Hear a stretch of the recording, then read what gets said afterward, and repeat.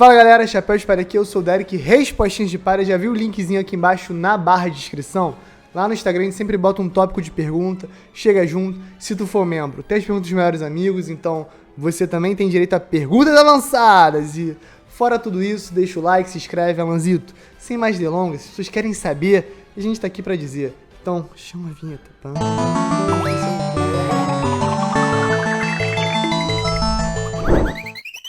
Franklin Santos. Se Gabán está há 20 anos em Elbaf, será que ele estava presente na morte do rei? Eu acho que não presente, né? A gente viu que foi ali no Castelo Aurust, no Castelo Real, e aparentemente o Gabán não fica tanto por ali, ele fica mais na floresta, no mato, com seu cachimbinho, olhando o mar. Foi nesses lugares que a gente viu o Gabán enquanto a gente esteja em Elbaf, então eu imagino que ele seja um cara mais na dele, mais relaxadão, que não participa tão ativamente das políticas internas de Elbaf, até porque é aquela coisa, né? São meio esquisitas.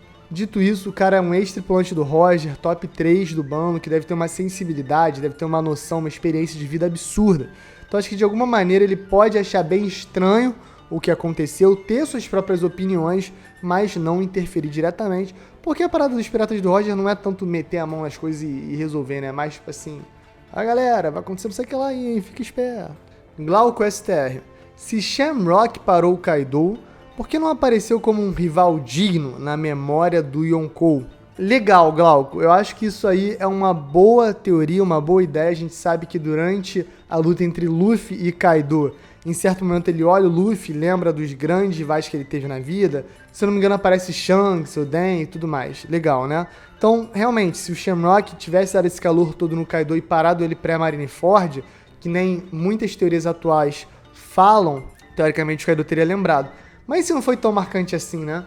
E se o Shamrock brotou lá com, 8 Cavaleiros Sagrados pra tentar só parar o Kaido, e o Kaido falou, quer saber, dane-se essa guerra então de Marineford, eu desisto. A gente não sabe exatamente o contexto.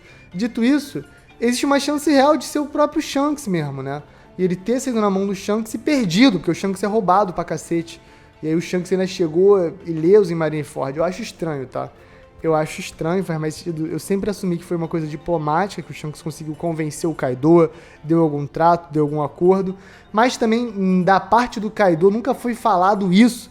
E essa dúvida é gigante. O que aconteceu Kaido versus Shanks pré-Marineford? Todo esse enredo é bem esquisito, né? Você tem um marinheiro falando, é muito estranho o Shanks já ter aparecido tão rápido aqui. Tava reporte que ele encontrou o Kaido no Novo Mundo há pouco tempo.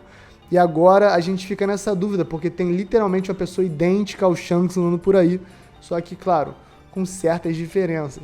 Então existem dois caminhos, ou o Shamrock não era digno, ou então simplesmente o Kaido não lembrou, ou então simplesmente o Kaido confundiu o Shanks com o Shamrock, porque a gente tem que lembrar que o Kaido era um alcoólatra e ele podia estar muito bem doidaço pra lutar, e só achou que o Shamrock era o Shanks e nunca nem se questionou. Diego C10. Onde está o escudo e a espada de Nika? Será esse o próximo power-up do Luffy? Cara, se fosse uma coisa simbólica, né? O Luffy não vai usar a espada nem escudo, ele não vai usar arma. A não ser que ele crie alguma coisa da cabeça e tal. Mas quando o Luffy cria as coisas com o Gear 50, ele cria taco de beisebol, balde, ele cria óculos pra ver o laser, ele cria coisas lúdicas, divertidas, não armas, aí não puxa um 3/8 e play, dá teco no Jay Garcia. Então eu tô começando a achar que isso vai ser mais simbólico do passado, talvez uma representação do Nico original como um guerreiro de Elbaf. Então, como a representação de um guerreiro, você tem que ter ali as armas, tem que ter ali as espadas. E claro, é uma representação também na história, né? Você tem a CP Aegis 0. Aegis significa escudo em grego. Você tem também a Sword da Marinha, que é essa organização secreta que representa a espada que vai contra o escudo. Então, você tem muito simbolismo envolvendo esses dois armamentos clássicos da história da humanidade, que eu acho que faz muito sentido ter nas mãos de Nika, que é o guerreiro da libertação, ele não é um guerreiro à toa. Só que o Luffy não tá preso a esses conceitos ancestrais, essas tradições, essas religiosidades. O Luffy é o Luffy. Por isso que a gente sempre tem que repetir na história. Tudo isso de profecia, de moral, importa, mas não tanto assim, porque o Luffy vai seguir o próprio caminho, e o caminho que o Luffy seguinte vai falar, ali ó, a profecia do Chapéu de Palha se fazendo. Só que na verdade não, é só o caminho do Luffy que se encaixa, né, com as prévias e prévias e prévias histórias que a humanidade coloca para explicar a própria razão de existir. De Souza, se o Gabán é o ministro do amor, qual será a alcunha do Sanji? Acho que já tem, né? Acho que ele é o cozinheiro do amor, ele é o Love Cook, pô. Tinha que ser pra sempre, pra mim, o cozinheiro do amor. E aí o Gabán pode ser o pregador do amor. Inclusive, essa ideia do Gabán ser o pregador do amor, pra mim, é mais profunda e interessante do que o Oda deixa na superfície só. Porque, pensa bem, tá geral zoando, Gabán, comedora de montanha, pegou a giganta, kkkk. O Oda sabe disso, ele também tá na zoeira com a gente. Só que por trás desse véu, você tem ali o quê? Um pai de um filho mestiço, em um país extremamente preconceituoso, que tem debates sobre pureza sanguínea, que tem gigantas de outros reinos que nem são aceitas como legítimas representantes de Elbaf, justamente por não terem o sangue puro do país, nem o rei Harald mais amado, mais lendário, que arrancou os próprios chifres como um gesto contra a violência dos gigantes ancestrais, nem esse cara tem a guarida da população para ter a própria esposa. Então a mãe do Hajirudin é meio que uma exilada, meio que uma largada na história que não representa uma rainha de orgulho do passado de Elbaf. Cara, tudo isso se relaciona ao Gabán ser um cara disruptivo ali, que tem um filho mestiço, que ama as raças que não são tão comuns assim, né? As raças mestiças que são perseguidas pelo mundo, como os bucaneiros, e como ele comenta especificamente no último capítulo. Então, toda essa história do Gabán, ministro do amor, pregador do amor, tem um véu de meme, um véu de zoeira, mas por trás tem uma ideia muito maneira. Ele é um pai de um filho mestiço que é o Kron, ele certamente é um defensor dessa ideia de amor livre, como algo além de simplesmente, vou pegar quem eu quiser, é algo que na verdade é muito mais gentil, muito mais sutil, muito mais verdadeiro, cara. As raças de One Piece se amam como elas têm que se amar, porque pessoas são pessoas, né? Independente da maneira que sejam, dos credos, de onde vêm e tudo mais. É isso que o One Piece representa. E aí, toma ali.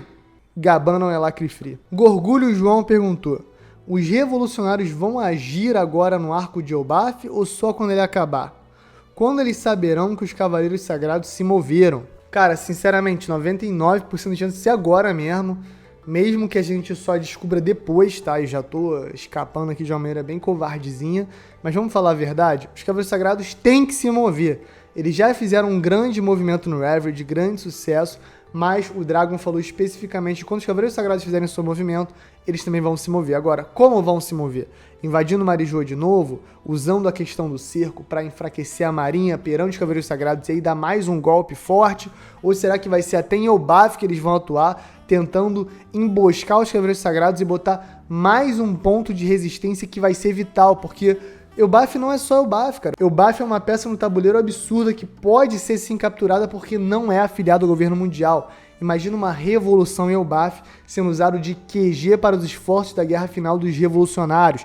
Seria uma coisa insana, até porque o Barba Negra destruiu o antigo QG dos revolucionários no Novo Mundo. A gente não pode esquecer disso. Pós-Dressrosa, o Jesus Burgers acaba naufragando em Báltico, que é o QG dos revolucionários, e aí chama os Barba Negra e companhia para simplesmente destruir esse território tão importante para o Dragon e para os seus asseclas. Justamente buscando um novo território, Elbaf talvez seja a resposta, e tendo Shamrock lá e possivelmente Garlin até o final da saga, eu não duvido nada que Dragon, Sabo, Ivankov, Koala e companhia apareçam lá para lutar também, gerando uma grande guerra generalizada, mas que é vital para os esforços futuros do exército da Serpente Insurgente. Kelvin KLS, Kaido e Luffy, vocês acham que voltam em alta pra reta final de One Piece? Cara, cada dia mais que passa eu tô convencido que o Kaido só morreu mesmo, então o Oda vai mostrar uma história de capa tomando cachaça de magma de 300 capítulos no futuro.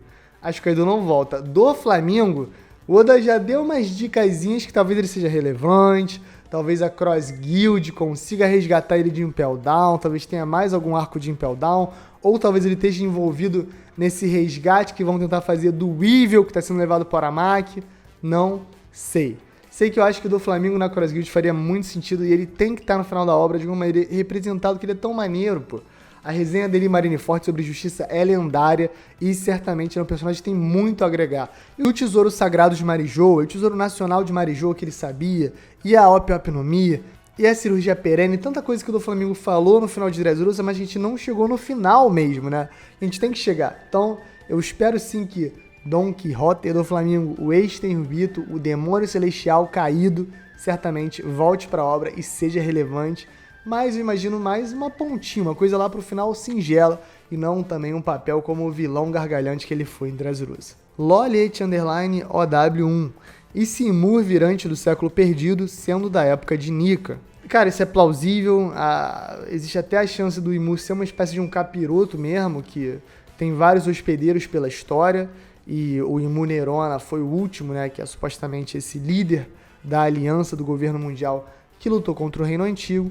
Só que no momento que o Oda introduz toda uma mitologia antiga, né, anterior ao Reino Antigo, anterior ao que a gente imaginava, a gente tem que pensar em todas as possibilidades. E se realmente existia mais ainda e mais avanço tecnológico no passado, quem sabe o Ymir não tem alguma coisa com viagem no tempo, alguma loucura assim.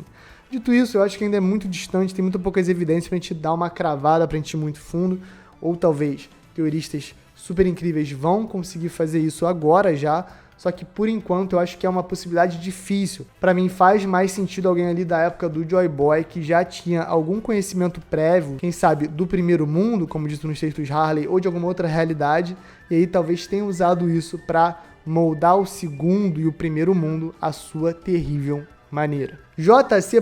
Cardoso, o despertar do Bug seria capaz de dividir a Red Line e assim formar o All Blue? O lendário despertar do Bug, cara. Acho que sim, acho que é fato. O Bug, quando despertar, vai simplesmente ser o mais poderoso do verso, porque ele vai poder dividir o átomo. Ele vai poder criar explosões atômicas dentro do... Ele vai ser o Dr. Manhattan. Não, tô zoando. Dividir a Red Line, cara, acho que não. Acho que a Gura Gura no Mi, no máximo, vai ser a fruta que vai terraplanar o mundo, porque ela é considerada a paramécia mais forte, né? O Bug não tem tanta força assim, nem se ele despertar vezes 1000, ele vai ter, seria galhofa demais, na minha opinião. Diogo _Santos _P. E o desenvolvimento do Mihawk? Vem nunca?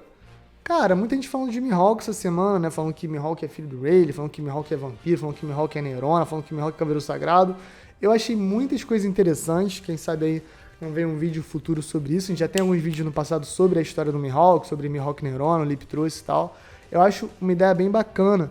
E cada vez mais que eu vejo que tinha ali nos Cavaleiros Sagrados pessoas de fora do Tenryubito, será que o Mihawk não foi treinado pelos Cavaleiros Sagrados e por isso que ele tem toda essa pompa ali, né? A espada parece uma cruz e tal. Muita gente falando sobre isso. Eu acho bem interessante, mas ainda não acho plausível. Ainda não acho 100% plausível. Vamos entender aí melhor novas evidências a respeito dessa ideia do Mihawk ter sido treinado pelos Cavaleiros Sagrados e assim começar os seus duelos contra Shanks, com 15 aninhos. Imagina isso, doideira, hein? Pedro Camareiro, o Zoro vai bater de frente com o Shamrock? Semana que vem o Baf já pega fogo? Eu acho que seria muito interessante o Zoro lutar contra o Shamrock, porque é um simulacro do Shanks, né? E aí você veria o nível de espadachim do Shanks comparado ao Zoro, porque o Zoro quer ser o maior do mundo. Ele quer ser maior que o Mihawk. E eu imagino que essa altura o Mihawk daria uma sova no Shamrock em termos de habilidade de espadachim. O ruim é que a espada do Shamrock é essa espada roubada, né? Que parece uma Beyblade, solta a Fera Beat ali, sai o Cerberus, é super OP. Como é que o Zoro lidaria com isso? Me pergunto se o Oda não tá pensando numa ideia meio os 12 trabalhos de Hércules, enganando o Cerberus e tal, pro Zoro conseguir lutar contra o Shamrock. Agora, pra história faz muito sentido, né? Zoro versus Shanks é uma coisa que eu venho falando aí há muitos e muitos meses. Eu acho que seria um desafio brabo pro Zoro entender qual é o verdadeiro nível de poder dele, o quão perto ele tá do Mihawk na história.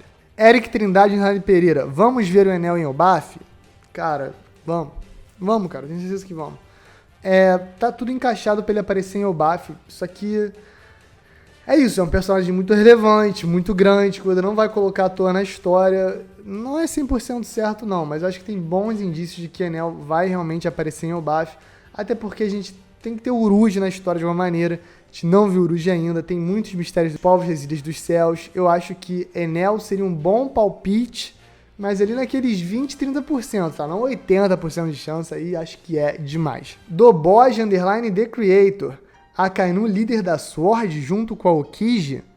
Caraca, mas aí, né, haja o ator pago, né? Arrancar a perna do amigo só pra convencer a galera, pra ser um super plot twist, é nível Raizo tá vivo, né, de plot twist. Acho difícil, cara. Acho que realmente existe um ressentimento entre o Akainu e o Kuzan, e não é de hoje, e eu acho que tudo eboliu, né, sem querer fazer muita piadinha, ali em Punk Hazard. Tem indícios, sim, de que o Akainu tem alguma ligação com a Sword, porque tem aquela história de capa que ele tem a espadinha ali, uma tatuagem de uma espadinha, só que tu botaria a tatuagem da tua própria organização secreta no seu próprio peito e ficaria sem camisa?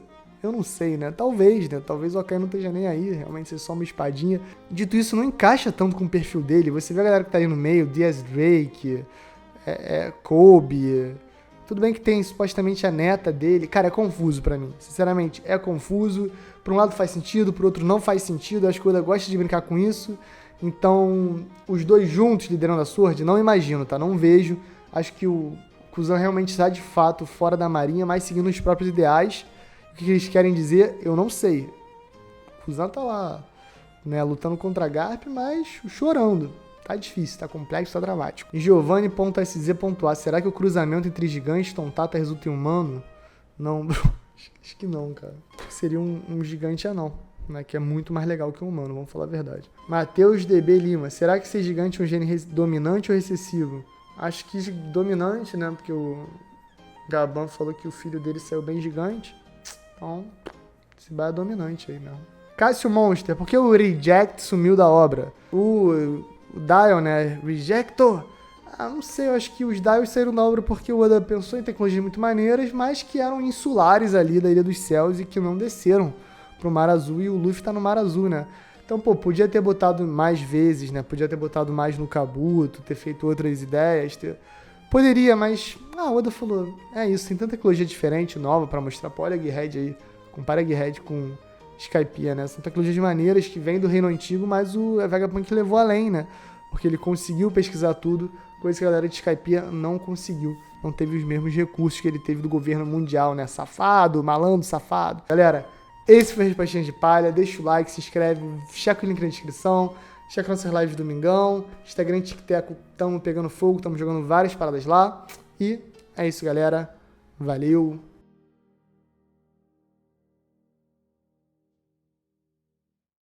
Pode palha secreto. Pô, já parou pra pensar que se tu tem mais de 2,10, tu tem, sei lá, tipo 20, sei lá, acho que é 15% de chance de jogar na NBA. Pô, muito doido, né, cara? Se tu é um cara grandão, mano, se tu é um cara grandão, joga basquete, cara. O Brasil tá precisando de mais craques do basquete. Temos aí Gui Santos, temos aí uma nova geração, Jorginho e tal. Mas eu queria, pô, craques na NBA, pô. A gente teve aí tanto tempo jogadores relevantes mesmo, Thiago Splitter, Nenê, Leandrinho Barbosa. Tivemos, pô, boas gerações. Eu quero novos brasilianos na NBA. Vamos ver se essa popularidade aí da liga nos últimos anos vai surtir efeito nas categorias de base e tal. Eu sei que lado esportivo no Brasil nem sempre é simples, mas, pô, fico aqui na torcida, galera. Vocês conhecem um jogador brasileiro aí que vocês veem pro futuro? Algum prospecto aí, algum jovem aí de talento de 14, 15, 16 anos? Me fala aí nos comentários. Pode parar secreto, mesmo que valeu!